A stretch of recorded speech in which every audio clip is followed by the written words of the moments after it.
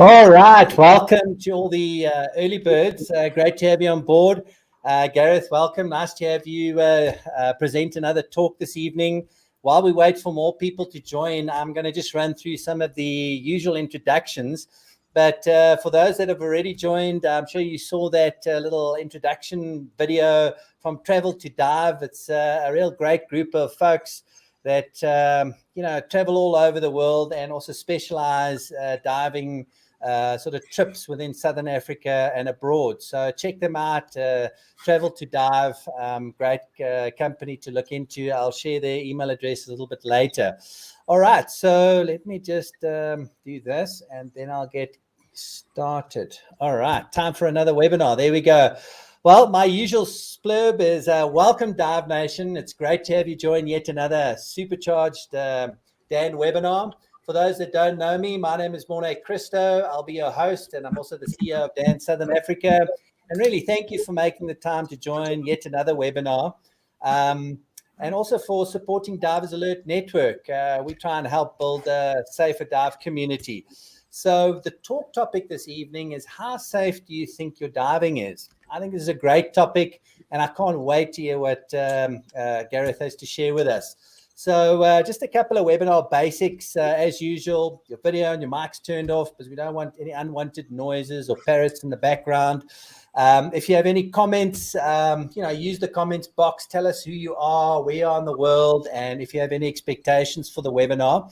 And if you have any questions during the presentation, please use the comments box, but use hashtag ask followed by a question, and that really then helps us pick up the question and answer them at the appropriate time.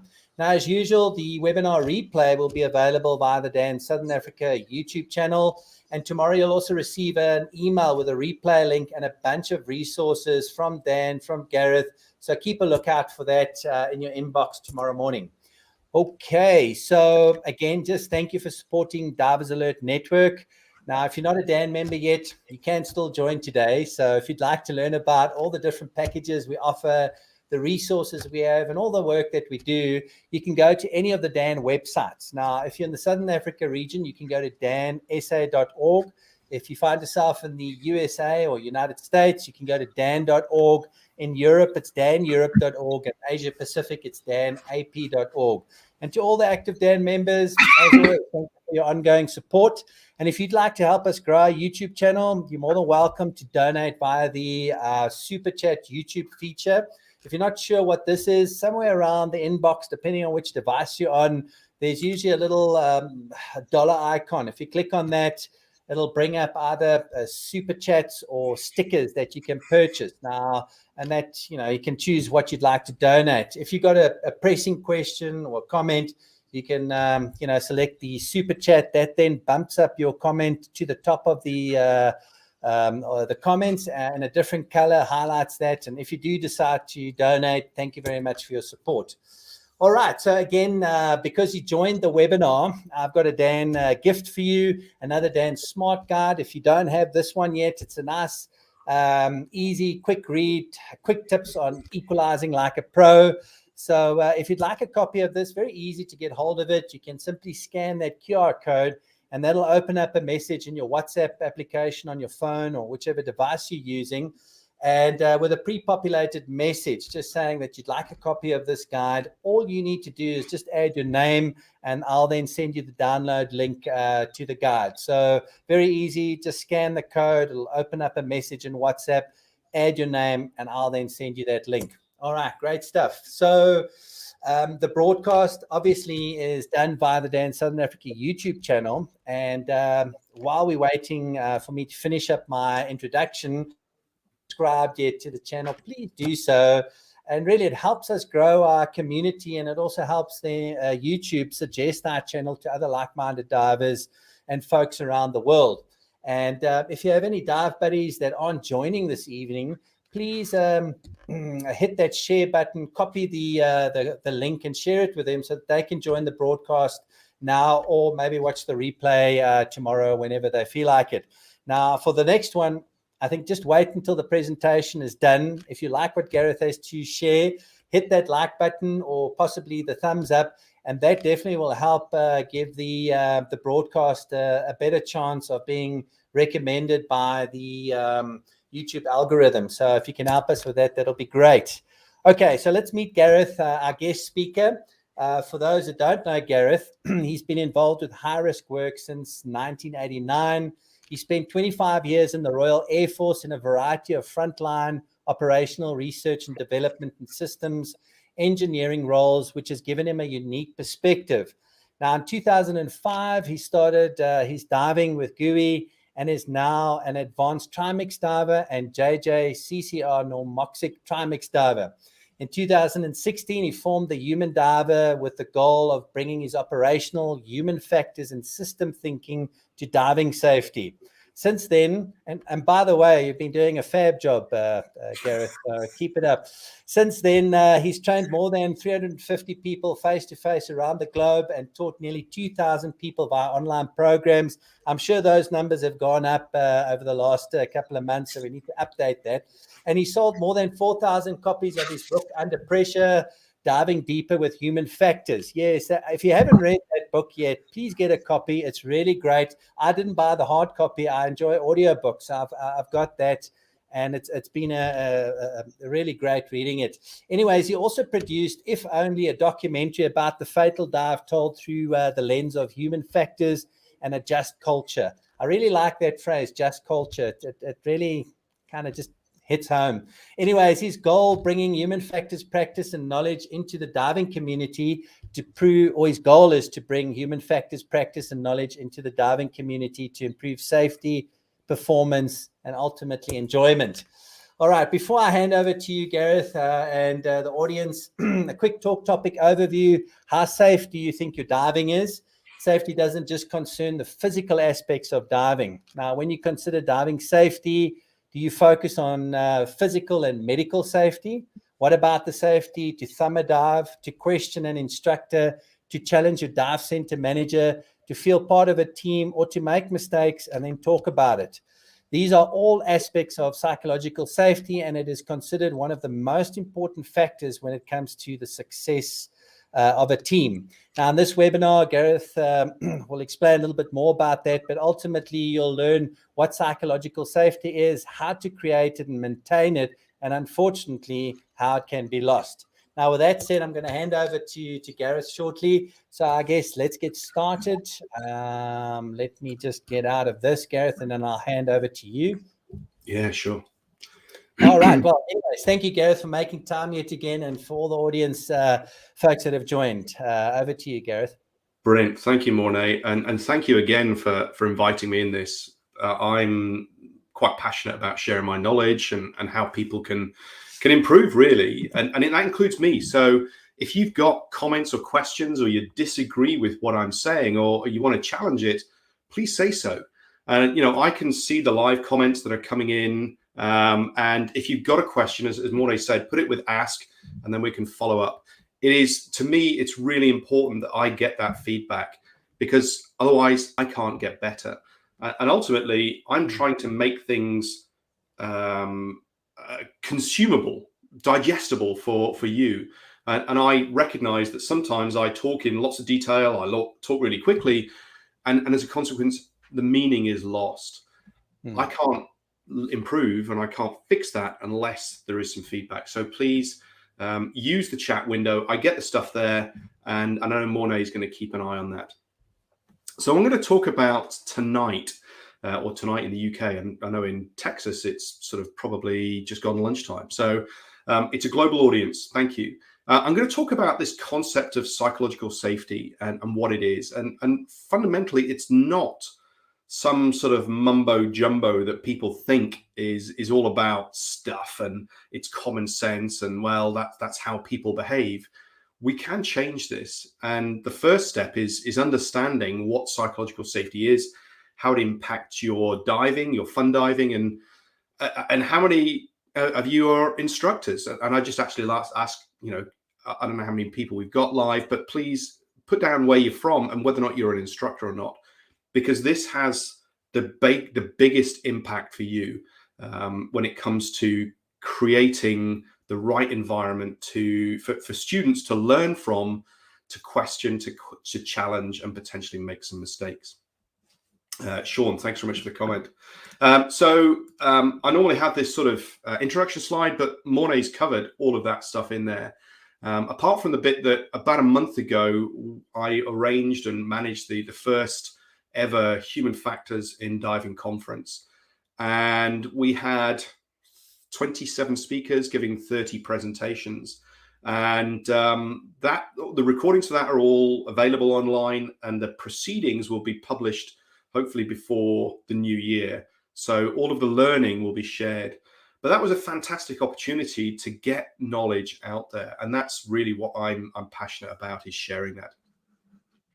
So I'm going to start with a case study. And the reason for this one is it's quite a simple case study, but I think it brings up a whole bunch of topics and issues that are faced by students, by new graduates, by instructors. And so this scenario is real. It's based in a country in Southern Europe where there's a lot of authority gradient. There's a lot of macho male being right and an inability to be questioned by female divers, especially students. And so this particular diver, she was going through her training, and she really struggled with some of the early, I'm going to say, really basic skills. And the biggest one was about clearing a mask. And her instructor spent a lot of time going through getting her so that she could pass her open water course. She didn't like having water in the mask and clearing it, but eventually she passed the course and was competent in doing so. And she wanted to progress. And she did her advanced open water she did her advanced open water course with the same dive center, the same instructor. And the instructor would often ask her to come along and act as a dive master or a sort of an assistant instructor, as a guide, as an extra person to manage the divers that were there. Now, she wasn't qualified to do so, but she felt a social obligation because this instructor had helped her develop. And so there was both a professional authority gradient, but there's also a national cultural gradient that women are less capable and are subservient to men. So they go out on this particular dive with some open water divers. They were certified as open water, but it wasn't an instructional dive. It was just a guided dive. And there were 4 open water students on this dive, 4 open water graduates on this dive. And as they were getting out to the dive site, the instructor was saying, the conditions don't look great. And the instructor turned to her and said, I want you to stay at the back, and I want you to basically act as a shepherd to make sure that we don't lose anybody, and pay attention to these people because, the conditions aren't going to be great. Now, that isn't what she was expecting. She thought it was going to be a bit of a fun dive, but now she's got a role that she wasn't expecting and she's not qualified to do. And he basically said, make this happen. And she felt she couldn't.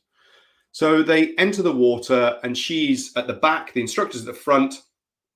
She's at the back and she's sort of buddied up with somebody who's got pretty poor buoyancy control.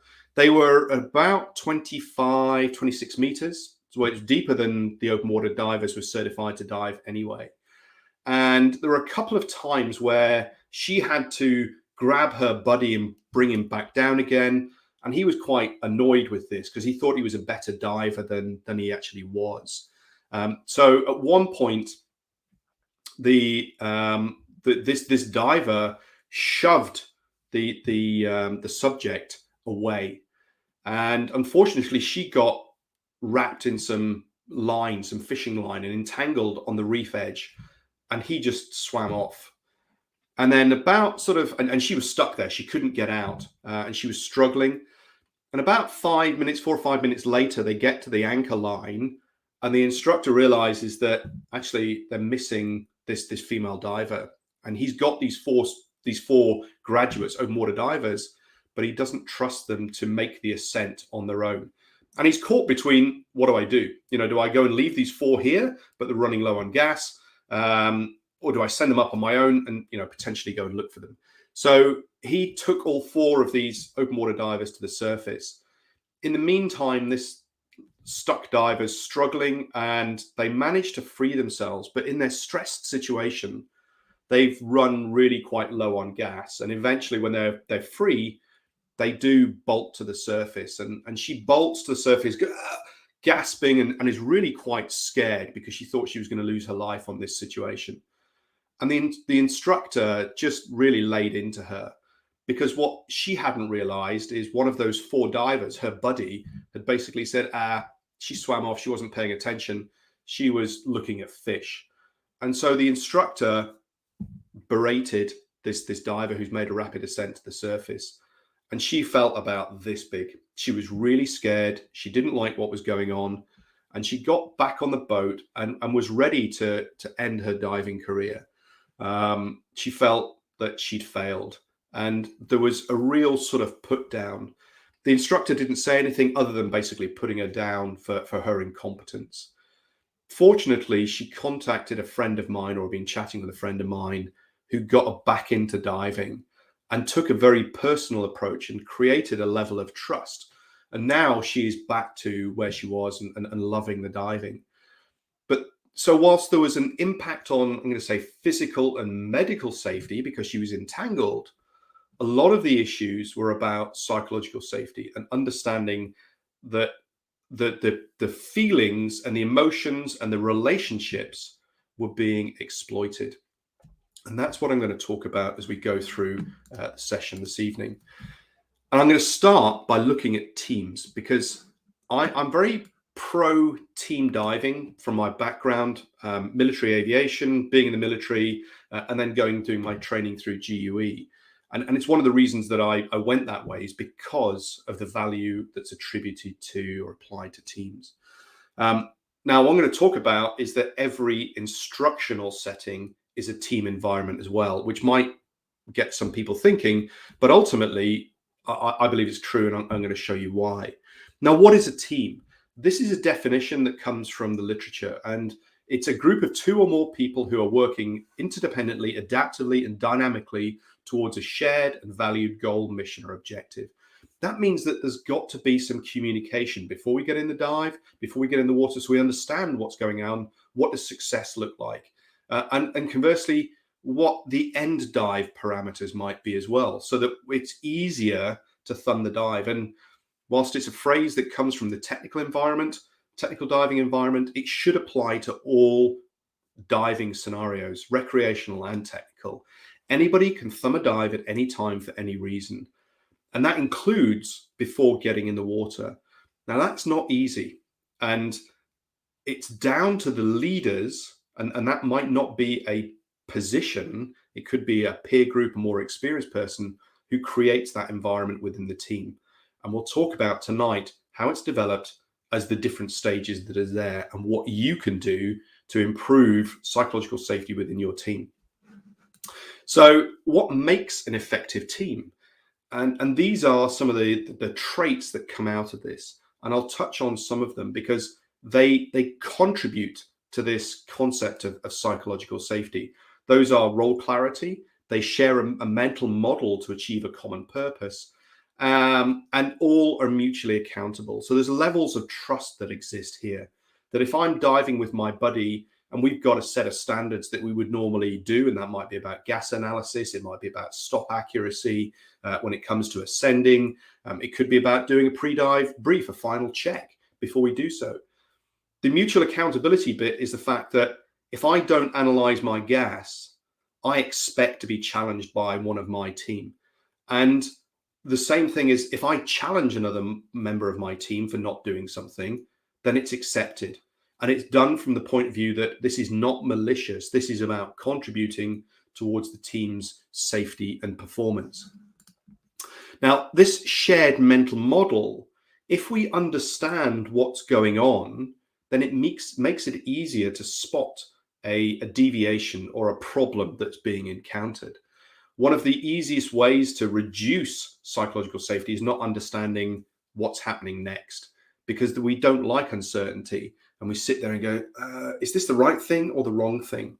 So we have in this situation, and I'm going to show a series of static images, and then I'm going to show you a video. A shared mental model, each one of the team members, A, B, and C, has got their idea about what's going on. Now, in reality, what happens is I've got a different view to, I'm A, I've got two other members, B and C.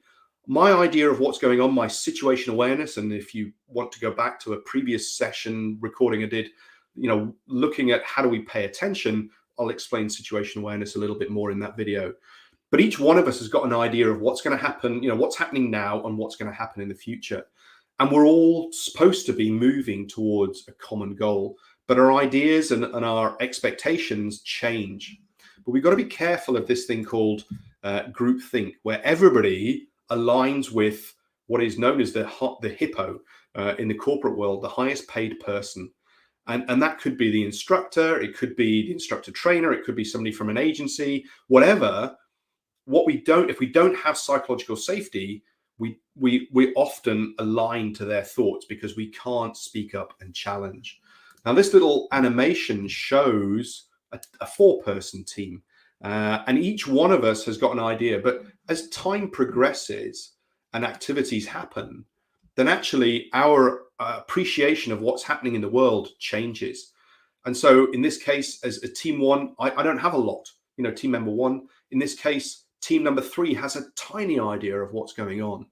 What we're trying to do through some techniques and tools that I'll talk about later is to create the maximum amount of team situational awareness based on the environment in which we're in. Now, that reality in the context of a dive is tiny compared to the real world that's out there. But it's this application of non-technical skills and crew resource management that helps increase that size of that shared mental model. When we have a shared idea, then it's easier to question and comment, potentially contribute ideas. So there we go, mouse is across there.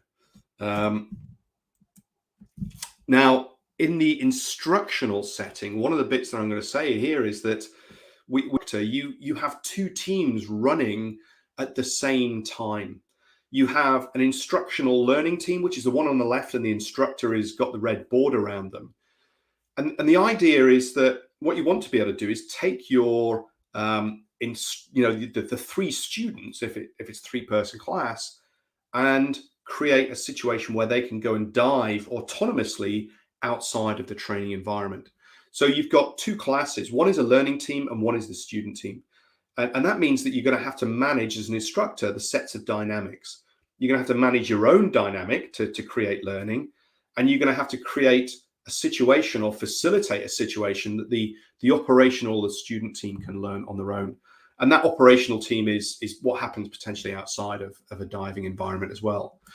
Now, as a leader of a training environment, you're going to have to change your instructional style, your communication, your leadership style. And that means that you're going to have to be able to start with a team that don't know much. You're going to have to be very autocratic. You're going to have to tell them what to do. There's going to be a lot of shepherding and pointing and highlighting things.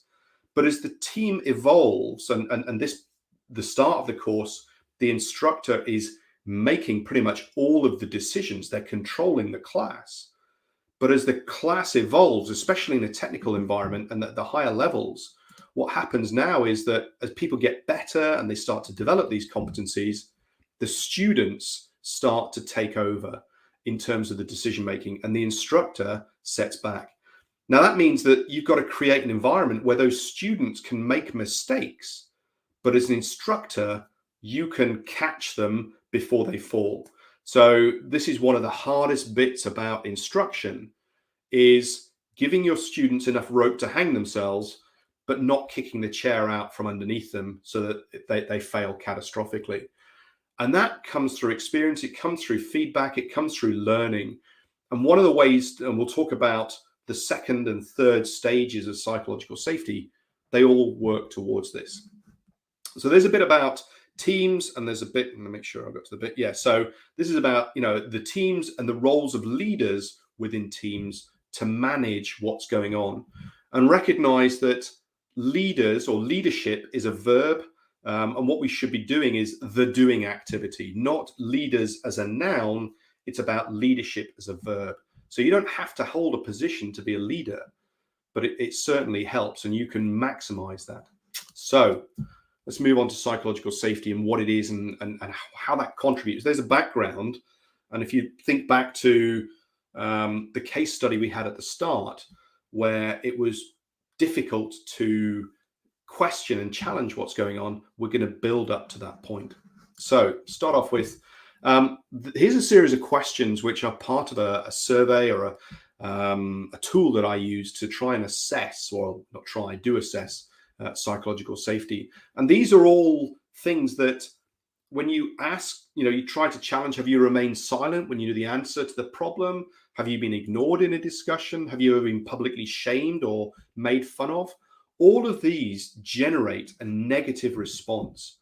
And that response, where in fact they generate a response, not necessarily a negative one. If we've got a good environment, they generate a positive bit. So we've got psychological safety. If we have a negative response, we're in a defensive mode. And what the research has found is that actually psychological harm, psychological pain is as strong as, if not stronger, as physical pain, because we recognize that when we physically get hurt, that's a body's response, and we can normally explain what's there. If we've got psychological pain, because of the stigma that's associated with sort of talking about things, emotions, we often hold that inside, and we don't want to share those. So what we try to do with creating a psychologically safe environment is we can be proactive, and this is from the work that Tim Clark has done under the 4 stages of psychological safety. I don't necessarily agree with the word offense, because to me, it's about being proactive and open.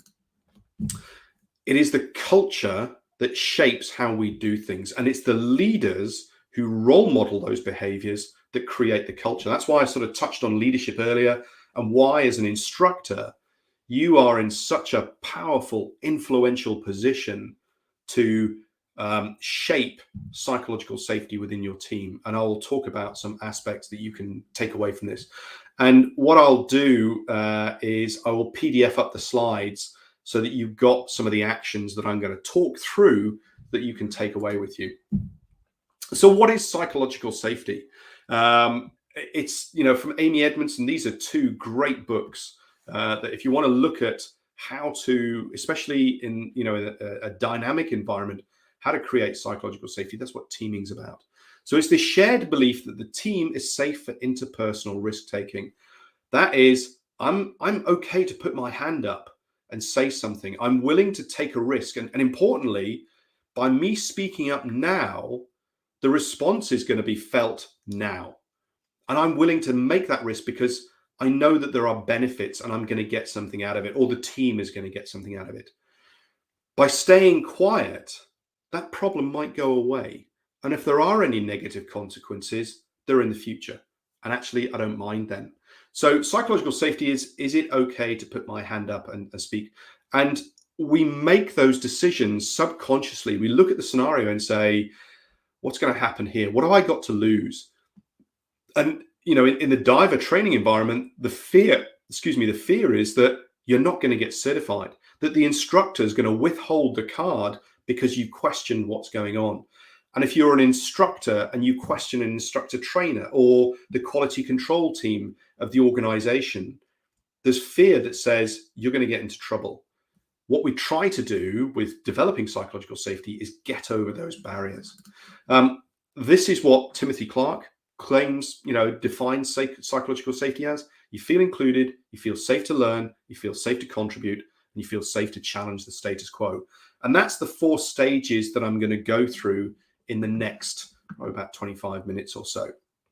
Inclusion, learner safety, contributor safety, and challenger safety. Now, why would we want to create psychological safety in an environment? Well, actually, we all get better. None of us is as good as all of us working together. So we can share information that's out there. We get great satisfaction if we have achieved something as a team. Hey, cool, this is brilliant. We achieve this. If you're on an expedition or a project or a survey or something like that, you're working together and people are contributing, then actually it feels much better. As a team in a learning environment, actually you go out and work together to help each other solve problems. And you could be in a situation where an experienced diver within the sort of student group can help one of the lesser experienced divers. So we can have sort of sub teams working together.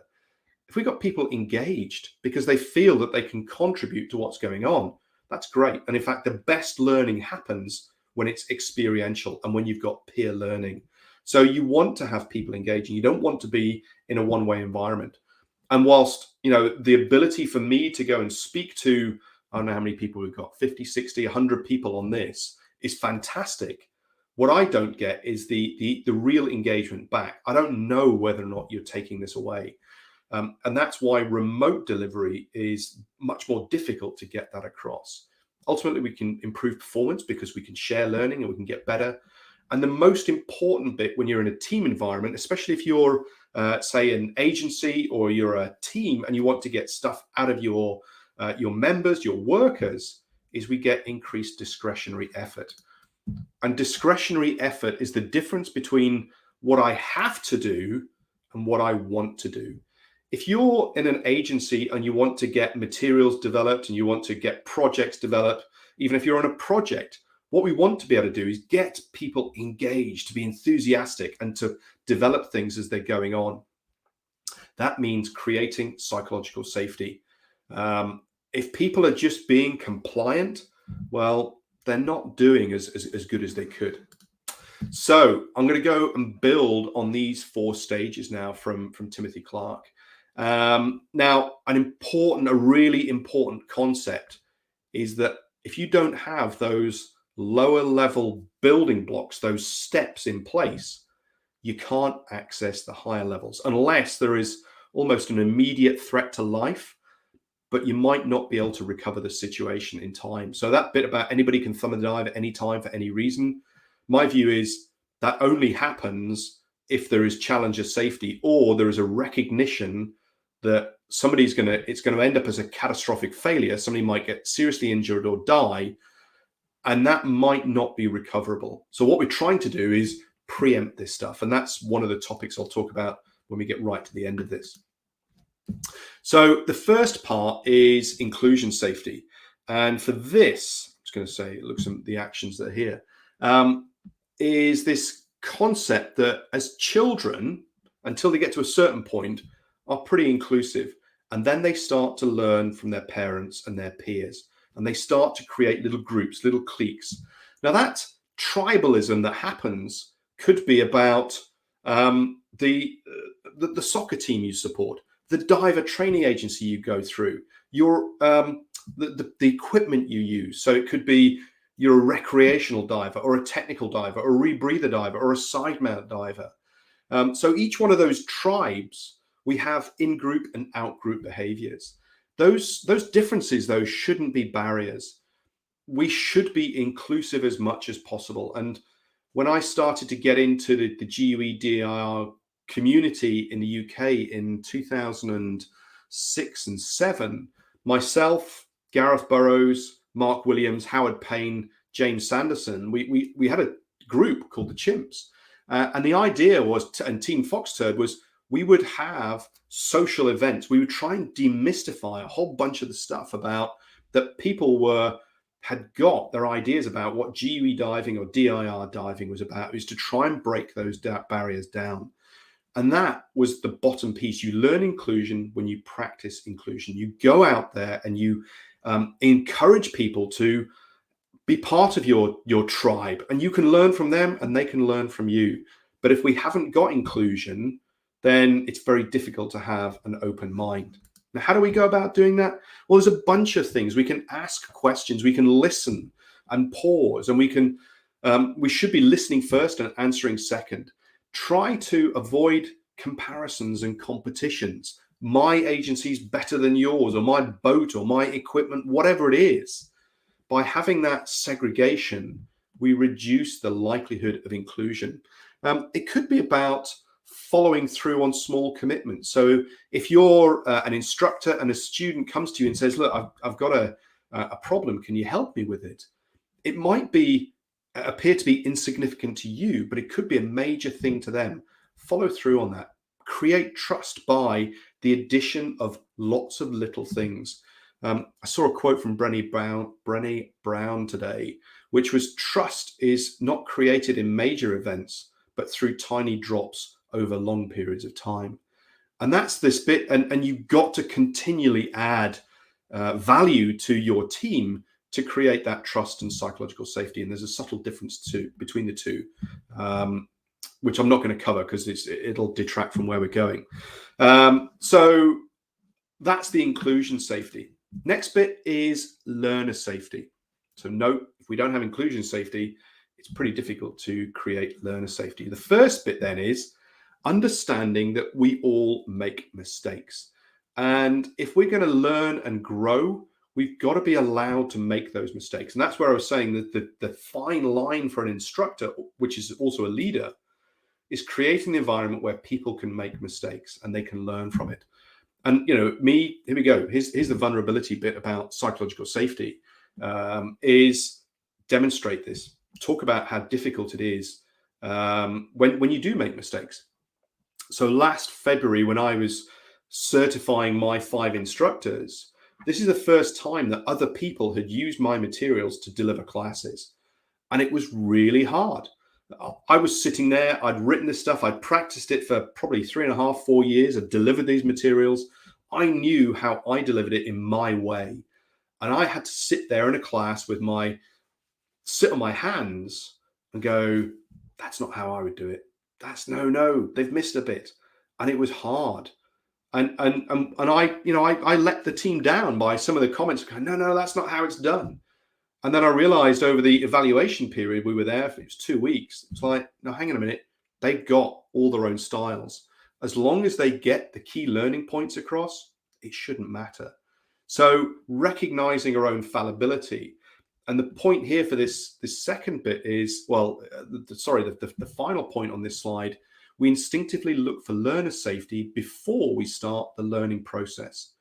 And what this means is, if you're in a team environment or a potentially learning environment, you will see or you will watch how the leader deals with mistakes. If those mistakes are put down, and it could be not even encouraging people to push themselves, but if there isn't a learning environment present, people will withhold what they do because they don't want to make a mistake, and they certainly don't want to be made an example of by sort of shaming and belittling that goes on. So, which then leads to that bit of how leaders and instructors respond to failure and bad news matters. That's not just at a diving team level, but this is about at an organizational level. If you're in a dive center, you're a manager, if you're in a training agency and stuff comes in, we shouldn't jump down people's throats for making the mistakes, even if it's a really catastrophic one. Ultimately, it would have made sense for them to do what they did. And that's some of the bits about just culture that I'll touch on in the final slide. So how do we go about doing that? Well, we model good behaviors. What we're talking about here is recognize that learning is difficult. We will make mistakes. So contribute to that. So take a student mindset.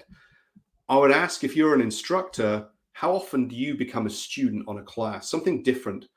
And I would recommend being a student at least once a year, where you are challenged, where you have to learn stuff, where you're going to make mistakes, because then that teaches you what it's like to be on the other side of the fence when you're teaching.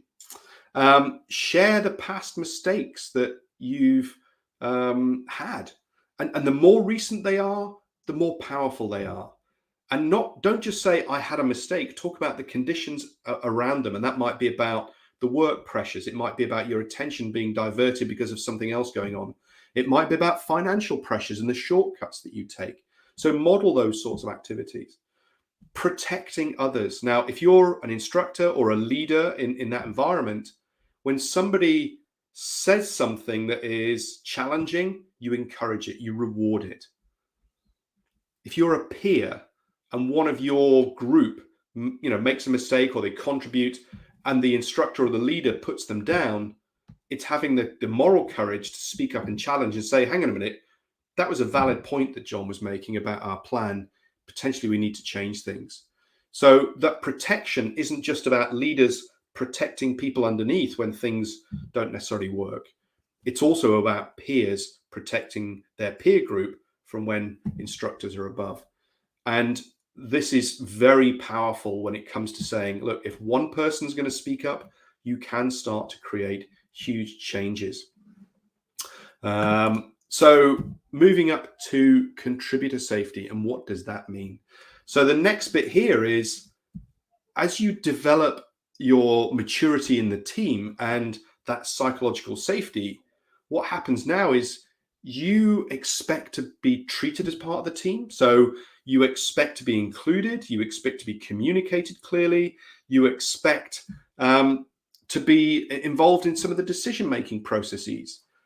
And at the same time, the team expect you to contribute to their knowledge, to their ideas. So we have a relationship that says, I'm going to contribute ideas and we expect you to contribute. So we work together to improving the team. And that's about, ultimately getting better. It could be that you go to a dive site and, the instructor or the other people in the team haven't been there before. And you can contribute some ideas that might be about the current, how to hide from the current. It's about the ability to improve the performance and the safety.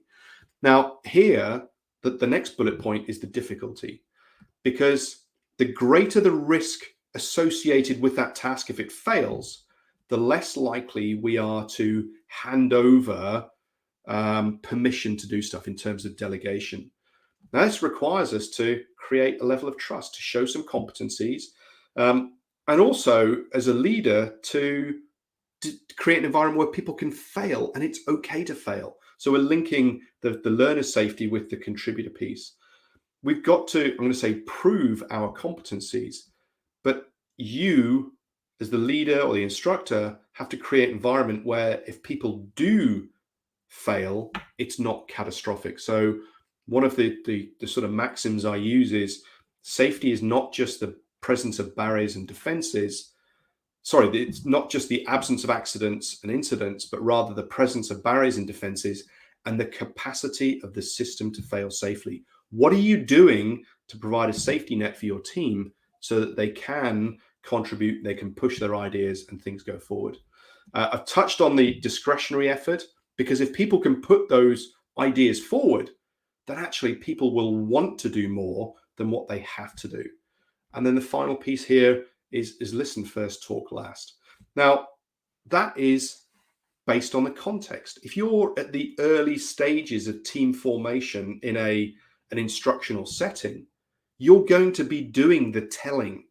You're going to be doing the directive language to get the theory across and teach those students the skills.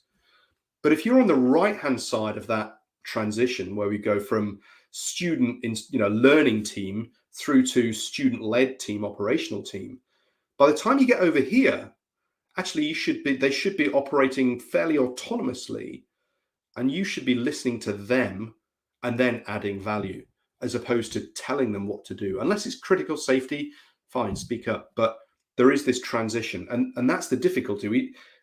It's knowing what style to use based on what's going on. And that comes from feedback, where you ask for feedback and you can learn from those sorts of things. So how do we do this?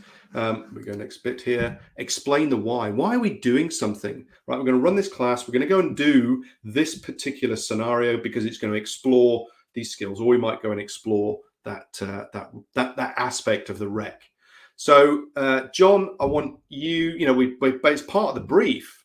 We're going to say, John, you're laying line when we get to the shot, at the bottom of the shot. And Billy, you're going to be basically number 2. I'll be number 3 following up, because I've been here before, and let's go and explore. And I can have the bigger picture.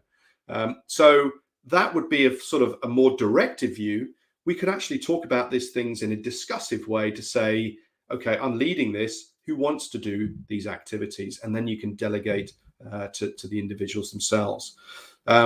recognize that there's always going to be a trade-off in a team between time, money, resources, and recognize that when you do one thing, you might be introducing greater risks elsewhere.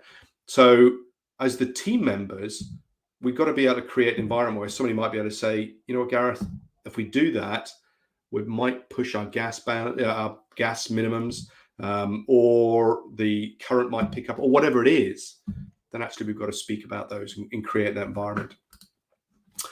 So we're now up to the most important bit as far as I'm concerned, and that's about challenger safety, that piece that anybody can thumb a dive at any time for any reason. And that's, you know, something we talk about, but we don't talk about the barriers to it. And that's really this inclusion, this learner, this contributor safety. So we get to the top, we're at challenger safety. What does that look like? It is this piece that says we can challenge and change the status quo. I can put my hand up and say, Gareth, that's not right, because X, Y, and Z. And the important bit here is that people are doing it from good faith, that they're not doing it to piss people off for the sake of it or to pick holes in the plan for the sake of it. If you're in a team and you've got inclusion, learner, contributor safety, if somebody speaks up, it's because it's for the good of the team and the goals that we're trying to achieve.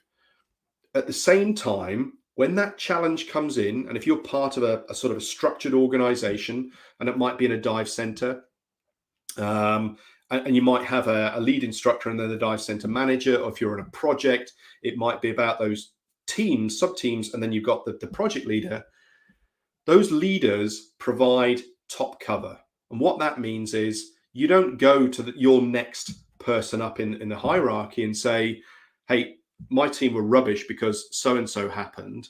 You don't slope shoulders. You go there and say, our team made a mistake, or we had a problem, or we've come up with a good idea, and here it is. And if you get grief that comes down, you accept that as your leadership role. And you might challenge back and explain it, but don't slope shoulders, because if you do slope shoulders and you do not demonstrate leadership, then actually you're going to destroy that psychological safety straight away, because people are going to sit there and go, you know what? I told them the last time and we just got the poo rained down on us, and we're not going to challenge again. The final piece then is about that ability to challenge what's going on. And I often, when I speak with organizations and individuals, why can't they speak up? Because you haven't created the lower levels that are there. If people aren't able to make a mistake, or if they've contributed, and you haven't acknowledged it and you haven't dealt with it, and you've said, look, we can't do it because of X, Y, and Z. If you haven't closed that communication loop, there is only so much effort that people are going to apply. And that goes back to that want to do and have to do. Let's provide some feedback from the instructors to the agency about the materials. Yeah, they were good. Okay, what was good? No, they were good. That's fine. I've got nothing else to say. That's I have to do in terms of providing feedback. The want to do is actually, here are all the things that the materials can be improved by. And here's some suggestions. And these are the reasons why I think they should be included. Brilliant. Thanks so much for that. Yeah, we can't do that because of so-and-so, because it doesn't align elsewhere, but we can do this, this, and this. You close the communication loop, and that allows psychological safety to be built. So how do we go about that? Well, reward constructive dissent. So if somebody does challenge, you turn around and say, Mornay, brilliant. Thanks very much for speaking up. I didn't know that, and I appreciate it. I was unsighted, and given what's happened, we need to know about that. Model vulnerability and reward it in others. That is, talk about the mistakes you make. They don't have to be huge mistakes, or the vulnerability might be, I don't understand this. Can you help me? That's vulnerability. Because if you're at the top of an organization, or if you're a leadership, if you're an instructor, and you turn around and say, I don't know the answer, actually you will get rewarded by that, because people would much rather you say, I don't know, but I'll go and find out, or rather, I don't know, and I'm going to find out. Then they will create more respect, as opposed to fluffing or, trying to fob your way through it, because people will recognize that straight away. And what you're trying to do as well is protect the system. And that could be the dive center, it could be the project, it could be your dive teams from groupthink. That's what effective leaders do by encouraging challenger safety. And there's a whole bunch of stuff that I could talk about as a presentation on red team thinking, how to create an environment where you are proactive in spotting errors and mistakes before they occur. And that's different to a risk management process. Because if you've got psychological safety, people will contribute.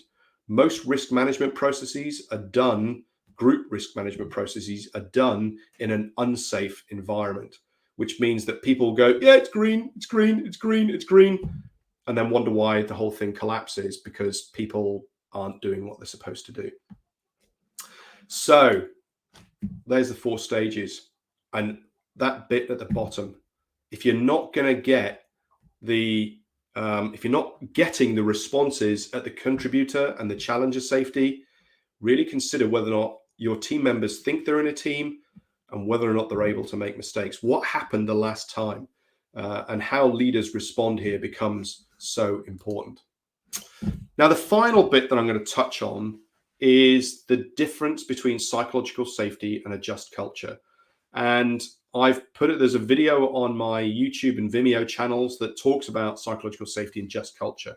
And they are slightly different. And I'm going to sort of emphasize it here because people go, oh yeah, we need to have just culture so we can speak up. And it's like, no, it's a psychologically safe environment to allow us to speak up. Just culture happens afterwards. So psychological safety is proactive. What you're doing is you're creating the environment where people feel, what you're trying to do is prevent adverse events from occurring, accidents, incidents, near misses, whatever. You're doing that by having inclusion safety, learner safety, contributor safety, challenger safety. It doesn't require an adverse event occur to have psychological safety. And that might appear a bit of an odd thing, but it'll make sense in the next piece. This is about doing good stuff and preventing bad stuff from happening. A just culture is this recognition that we're all fallible, but we can all learn from the mistakes and errors and violations and deviations that occur. That means that we've got to have had something and then we're looking back. It's reactive in nature. Now, to have those conversations that allow context-rich stories to be told or detailed analysis that talks about the deviations and the rules that get broken, you have to have a psychologically safe environment to have those discussions. So psychological safety in it itself is proactive. A just culture uses psychological safety in a reactive, supportive manner. So you have to have something gone wrong. So I hope that what we're trying to do when we get people to speak up at the time to be able to thumb a dive is about psychological safety. When we come to learning from the events and how it made sense and this local rationality, we're talking about a just culture, which is supported by psychological safety. So in summary, psychological safety is the key element for creating and maintaining high performance teams and or organizations. And it's been shown in lots of research out there. If we've got that in place, then people are able to learn and develop and improve and challenge. It's that shared belief that, you know what, I can take a risk. I'm willing to say something or do something, and I don't feel that I'm going to be punished or blamed or have some form of retribution or shamed that's going on. And then the final piece is the critical bit that I try to get across. If you haven't put those lower blocks in place when it comes to psychological safety, so inclusion and learner safety, you're not going to get contributor safety, and you're certainly not going to get challenger safety. And this works multiculturally. And the responsibility for creating that psychological safety are the leaders and the leadership within organizations and teams to facilitate and support this. And that is the final. I've got my book, which Mornay was talking about, and I know that Mornay's stuck a link in the chat about that. So I'm happy to take questions from the floor about what's going on. Fire away. All right. Well, thank you for that, Gareth. Indeed, interesting bunch of facts. Lots to think about. You kind of took me on a different path than what I was expecting. So it was really interesting, and I learned a lot this evening. So yeah, folks, if you have any questions for Gareth, pop them there in the comments box. If not, let us know what you thought of the presentation. And So before here's we contributor safety. I'm hoping that yeah I've created some contributor safety that yeah allows you to ask questions. yeah Now, that then says, look, don't worry about making a mistake. I make loads of them. And I yeah tell you what, I'm not going to, if you come up with a question that's of definite value, anything is of value, I'm going to support it. And if people put you down, I'll have a go at them. I'm supporting and protecting you. So questions on psychological safety in diving. All right. Well, let's see if we get any questions. It could be that the audience still just wrapping their head around everything you said. So, what questions? What's your thoughts then, Mornay? What question have you got? Well, I was every time you sort of had a topic you were talking about, I went back to the example used of the open water student that became almost a leader, and then it was just too much. And I was trying to use that as my focus point on all these things that you mentioned, and then as you started getting into the differences between different teams and stuff, just not just in diving, but I was thinking about in general work life, social environments, and just meeting people and so forth. How does that apply? And it actually, it's got a far-reaching message rather than just the diving side. But I think, for me, we've got limited time when we go dive. We're usually in a group, so we need to kind of be in sync and understand each other and have the freedom to discuss things and also say when we're unhappy. So those were the kind of points that worked for me. So as a contributor piece, Morning, thank you. For me, one of the best things I can probably take from that is that at the end of each block, I go back to that case study and say, right, what does inclusion safety look like in terms of this case study? What does contributor safety or challenger safety look like, or where it was missing? So that's great. And the another presentation I give is how do people create teams really quickly? And I've seen a question coming up, and I'll have a look back in a sec. Is standardization versus diversity. Standardization helps people spot things that are out of where they should be, but diversity is about thinking differently about the problem. So we've got potentially two different things. Briefings help us all build that shared mental model, so that actually when we do a proper brief and then we do a check of understanding at the end, we ask open questions rather than closed questions. So if we've got I'm going to give a dive brief, and I say to you, Mornay, do you understand what we're going to do? Now, if people don't know each other, the immediate response is, yep, because nobody wants to put their hand up and say, I missed this. I'm not being the thick person. But if one person puts their hand up, what that does is it empowers other people to sit there and go, yeah, I don't know either. And I'm sure you've experienced this, that once one person breaks the dam, then others are going, and then you get that sort of feedback. Absolutely.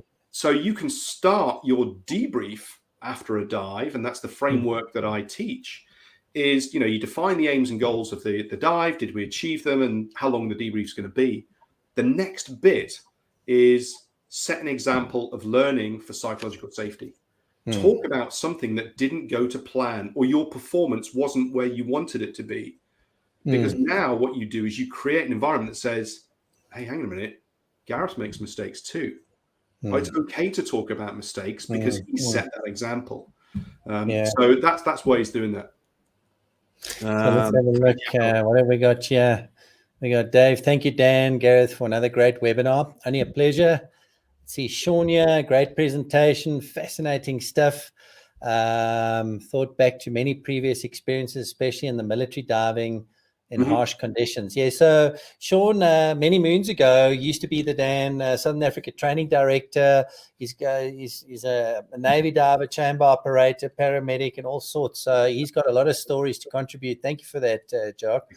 We got Jakob here. Awesome presentation, Garrett. A lot of great points to consider when engaging with students. That's actually quite nice. Yeah, a lot of food for thought. In fact, when you started the presentation or fairly early on it, you were talking about how kids develop, and when they get to a certain point, they mimic what the tribalism are doing. And I never thought of it like that. It's actually quite an interesting way of thinking about it. And it's true. I had to reflect back on my own sort of life a little bit and looking at my kids now. So yeah, interesting take on that. Something to consider. When they're quite young, kids have got no concept of gender, race, creed. They're just John, Billy, Jane.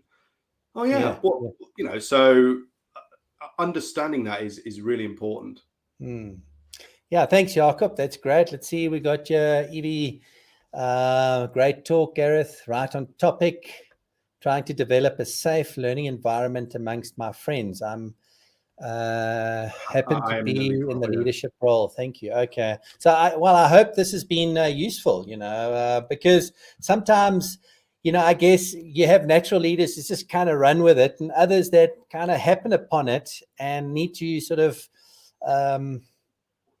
learn how to deal with that responsibility at the same time. And it might not come naturally, but they might also still be good leaders, but you have to work harder than some of the folks that might just run with it, And I would say one of the for Evie, one of the easiest ways to create that leadership role is to be humble and learn from your followers. What is it they need? There's the simple question of what one thing can I do to help you? It's not about the leader pushing people as they're going. It's about pulling them on and helping. So here's an interesting comment. Yes. And so what I would say here is there is a point where you have to sort of transition and give them levels of responsibility.